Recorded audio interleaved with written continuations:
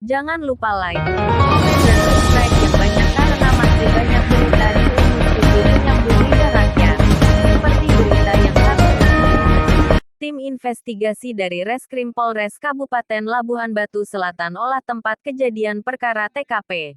Pasca 2 hari kejadian kasus pencurian buah kelapa sawit, penembakan, pembakaran rumah dan mobil pada saat olah TKP, 2 saksi dijadikan Abdul Salim Siregar dan Arfan Marwaji. Olah TKP yang dilaksanakan oleh tim investigasi Polres Labusel tersebut 10 adegan adalah di tempat kejadian pencurian TBS dan penembakan di lahan perkebunan Haji Abdul Manan Siregar. Olah TKP digelar di perkebunan sawit milik korban tembak Haji Abdul Manan Siregar 53 tahun di Dusun Pardomuan Desa Sabungan Kecamatan Seikanan Kabupaten Labusel Sumut pada Kamis tanggal 3 Oktober tahun 2024 yang dipimpin Kanit Reskrim Ibtu Dede dibantu Kanit Res Polsek Seikanan dan beberapa personil sekitar jam 11.00 WIB. Kemudian investigasi dilakukan di 2 rumah dan mobil milik pelaku maling tersebut yang dibakar oleh masyarakat akibat kesal atas tindakan pelaku pencuri kelapa sawit tersebut. Saat adanya investigasi yang digelar pihak polisi, puluhan warga setempat menyaksikan. Kapolres Labusel AKBP Maringan Simanjuntak melalui Kasat Reskrim AKP Gurbakov mengatakan, kami dari Reskrim sedang melakukan penyelidikan terkait dugaan kejadian tersebut. Berikut dengan kejadian sebelumnya, saat ini kami sudah bentuk tim dari Polres juga dari Polsek setempat untuk mengungkap setiap tindakan kejadian. Kami mohon masyarakat bersabar dan juga kamu sedang olah TKP dan rekonstruksi untuk mencari kejelasan siapa tersangkanya, tutur Kasat. Kejadian hari Rabu tanggal 2 Oktober kemarin ya. Jadi kami dari Polres Labusel membenarkan memang kemarin setelah mendapat laporan, kemudian kami melakukan pengecekan ke lapangan, memang terjadi peristiwa terbakarnya 2 rumah yang berada di Desa Sabungan, Kecamatan Sungai Kanan. Memang ada 2 lokasi. Lokasi yang pertama terdapat ada 1 rumah yang terbakar dan 2 unit mobil Kijang yang terbakar. Kemudian di TKP kedua ada 1 rumah yang terbakar. Dan saat ini mulai dari pagi tadi tim dari Satreskrim Polres Labusel dan tim dari Polsek Sungai Kanan melakukan olah TKP di tempat terbakarnya rumah dan 2 unit kendaraan tersebut.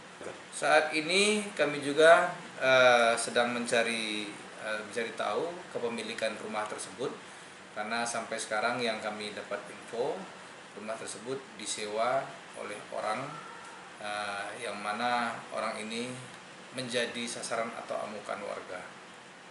Jadi infonya yang kami dapat adalah rumah ini rumah sewaan. Untuk kasus pembakaran ini terbit laporan polisinya di Polsek Sungai Kanan. Dari sementara masih sifatnya interogasi terhadap masyarakat terhadap peristiwa yang terjadi kemarin. Namun untuk permintaan keterangan mungkin besok kami mulai, karena hari ini baru kami lakukan olah TKP di tempat pembakaran. Dan perlu kami sampaikan, peristiwa pembakaran ini merupakan peristiwa terakhir rentetan dari peristiwa yang terjadi di hari Rabu kemarin tanggal 2 Oktober yang berawal dari sekira pukul 1 dini hari yang terjadi di kebun milik seorang warga. Diduga pada saat itu di kebunnya terjadi pencurian. Makanya dari warga yang memiliki kebun ini melakukan pengecekan di areal kebunnya dan memang sempat bertemu dengan beberapa orang. Nah, jumlah orang inilah yang sedang kami lakukan penyelidikan. Hingga pada saat malam hari itu, menurut korban dan para saksinya, mereka sempat menemukan ada pohon sawitnya yang rusak dan diduga dicuri buah kelapa sawitnya. Dan sempat ditemukan oleh mereka beberapa tandan buah segar kelapa sawit yang berada di lokasi kebun mereka yang bukan dipanen mereka, artinya diduga dicuri oleh para terduga pelaku. Dan ketika bertemu dengan para terduga pelaku, disinilah sempat terjadi aksi penembakan yang menurut keterangan saksi terjadi 3 kali penembakan terhadap korban dan para saksinya. Kemudian sampai dengan terkenalah korban, yaitu Haji A. Posisi penembakan terkena di tangan sebelah kanan korban. Dan inilah yang menyebabkan korban harus dirawat di rumah sakit. Mulai dari puskesmas direkomendasikan ke Nuraini sampai dengan ke Medan. Informasi terakhir yang kami dapat seperti itu. Dan kami dari tim Polres masih terus melakukan penyelidikan, termasuk juga hari ini kami lakukan olah TKP di tempat diduga terjadinya pencurian dan terjadinya aksi penembakan.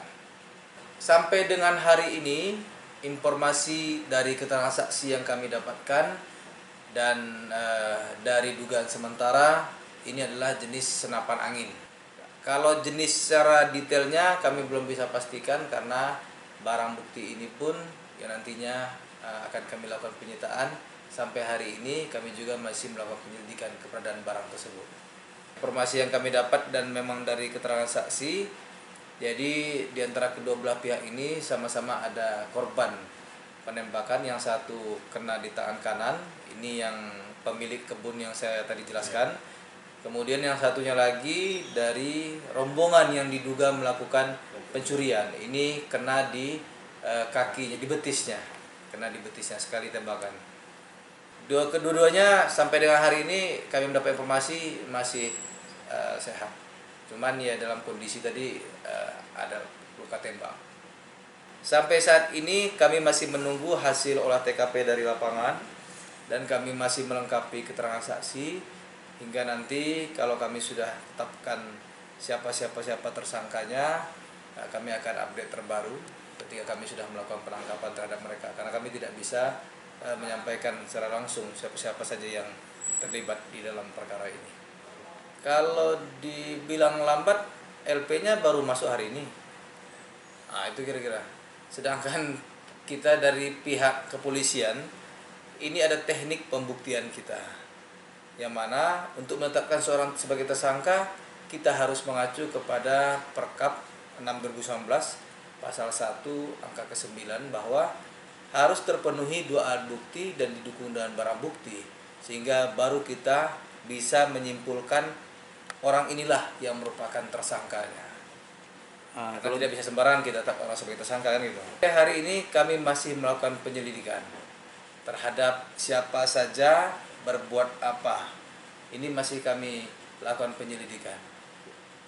Tolong dukung kepolisian untuk bisa cepat mengungkap siapa para terduga pelaku yang terlibat dalam perkara ini. Laporan Kepala Kabiro Investisi Kabupaten Labuhan Batu Selatan, Sumatera Utara.